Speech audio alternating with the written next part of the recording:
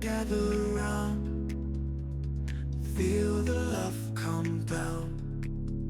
Blue elephant is strong, together we Hey guys, welcome back to my belong. channel. So today we are doing the Into Resin Harry Potter sorting hat mold. Now this is actually, it's a two-piece mold. This is the sorting hat part of it.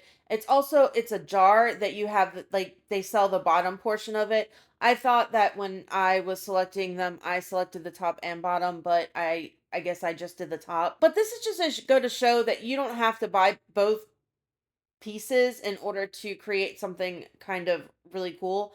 And I'm just going to use this right now as a decorative piece until I get the bottom part of the jar and then, go from there.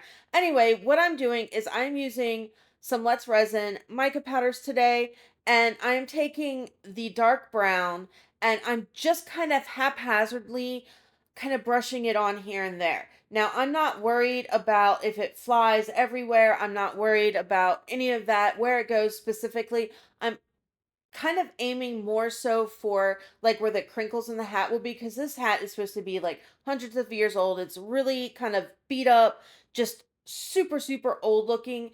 And if there's any mica that's kind of just fallen, whatever, I am just kind of just varnishing that in a little bit just to make sure that I don't have like chunks of mica powder. And then we're going to set this to the side. Now, using Let's Resin epoxy resin for this, and I'm dividing it into two different cups. And what I'm going to do is I want to do a lighter brown and a darker brown. For the light brown, I'm just using a copper color, and then for the dark brown, I'm just using like a darker brown shade.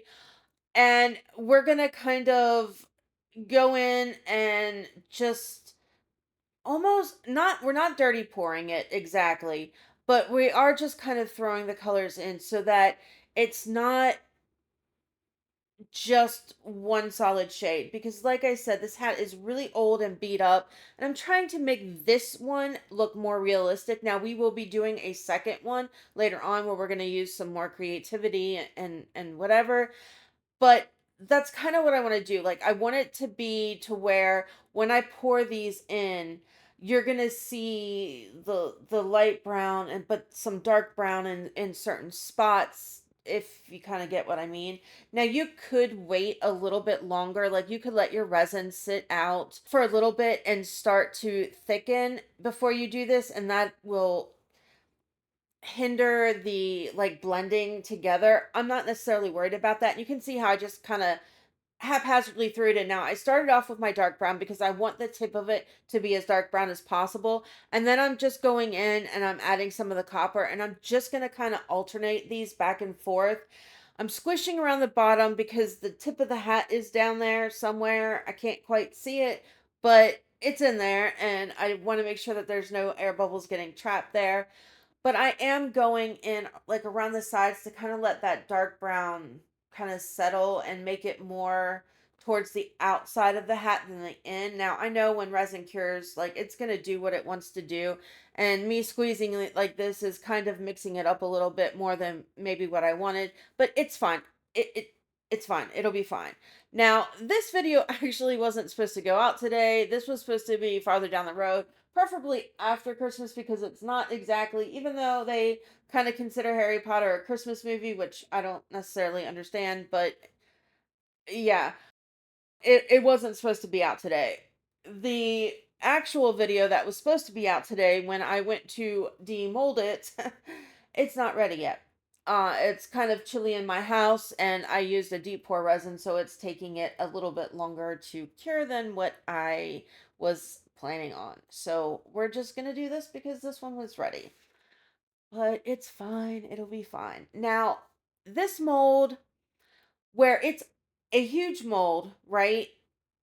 And it goes down kind of deep, but it's not necessarily all like super wide. So I wasn't sure, honestly, if I could get away with using a regular epoxy resin or if I needed a deep pour. So when I didn't have enough resin, I just kind of let it set, even though it was almost completely filled. Like there's really not that much more that had to go into it. But I was really kind of starting to freak myself out about it flash curing or whatever. So I did kind of babysit it a little bit.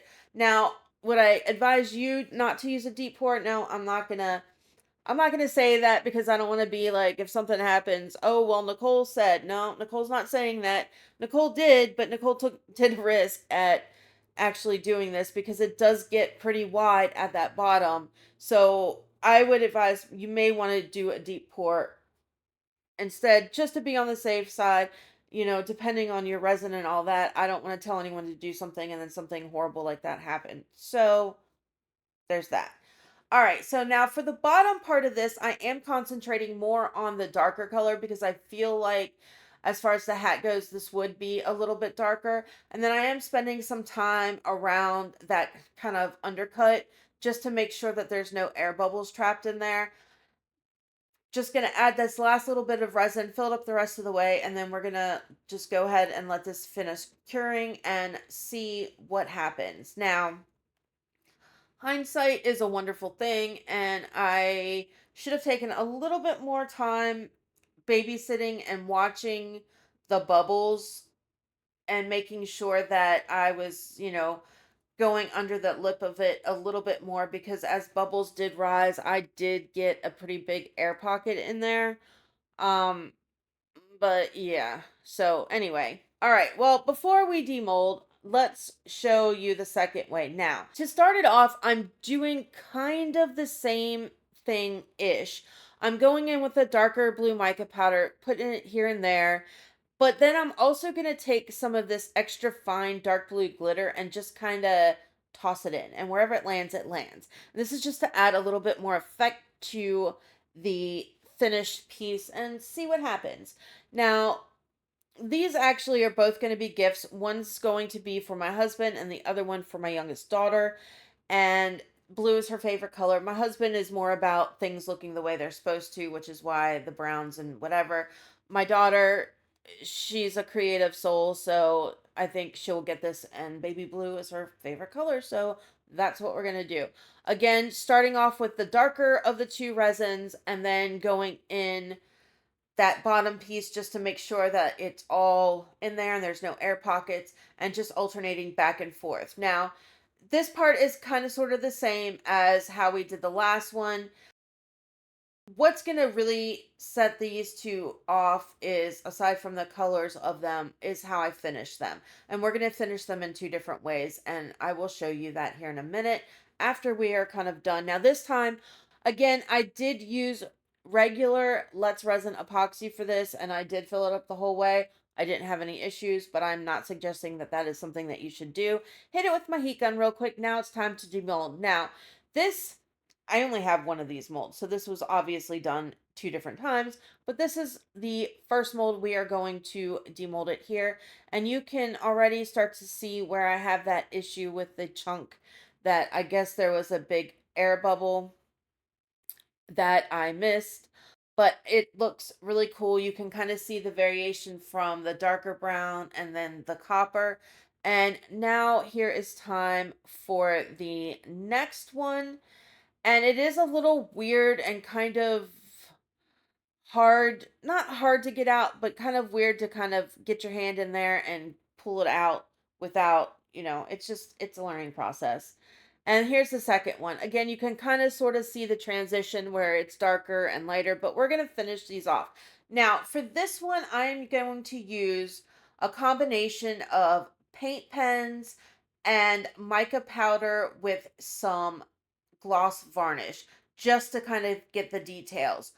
For the blue one, I am going to use a combination of the just acrylic paint with a little bit of gloss varnish added in to kind of help make it so that it doesn't scratch off. It kind of finishes it a little bit better.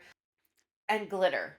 And we're just going to go through and highlight certain areas, darken up other areas, and just make these really, really cool. Now, you don't need me to talk through the process of all this. I will just let you kind of watch as it unfolds, and I will be back when we're ready at the end.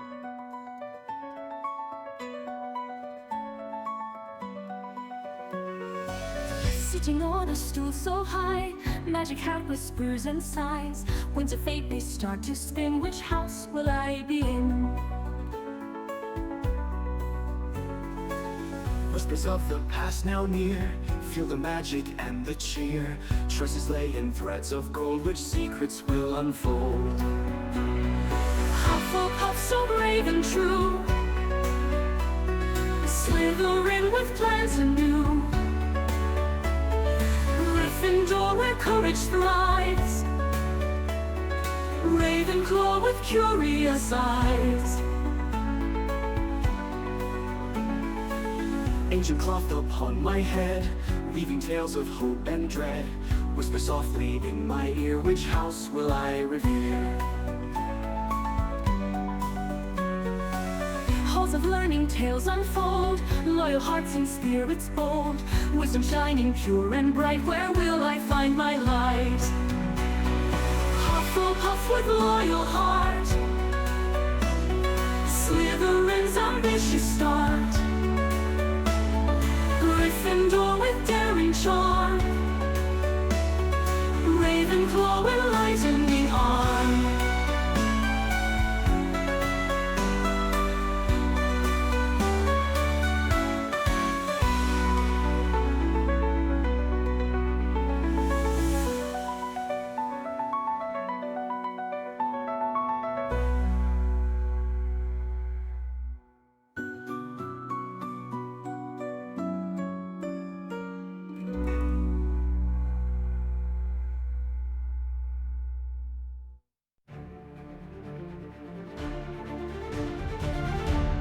Castle that touches the sky, I stand waiting as time flies by.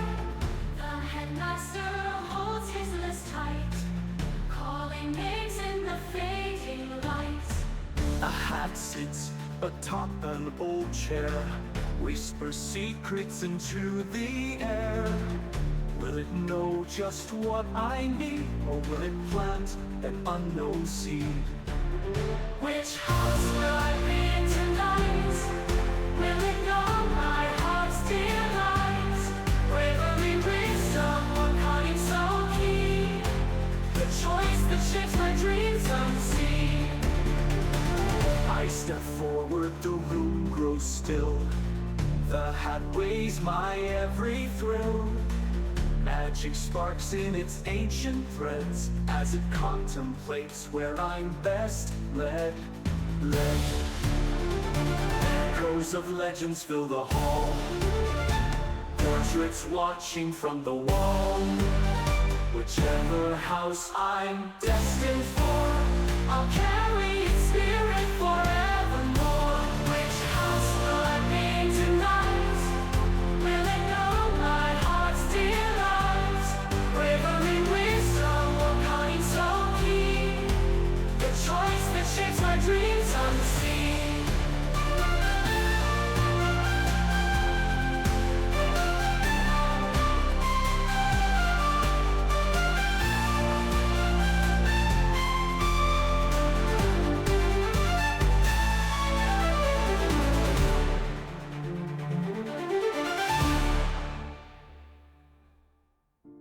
which house will I be in tonight? Okay, so we're going to talk a little bit about what I'm doing right here and the differences between how this gloss varnish and mica powder mixture is going to differ from the acrylic paint and gloss varnish. Now, when you do the gloss varnish, obviously I'm using gloss varnish, so it's going to make it shiny, correct? Which is something that you're not going to necessarily get with acrylic paints unless you put something over it to shine it up more. It's more of kind of like a matte kind of color.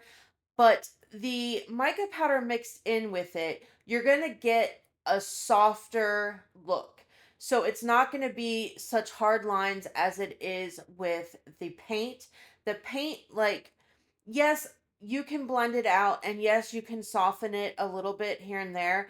But in those lines where the hat is kind of crinkled up and you would have more shadow, so it would be darker, those lines are going to be more defined and not quite as smooth in transition as it would be if I had done mica powder in this particular piece as opposed to paint.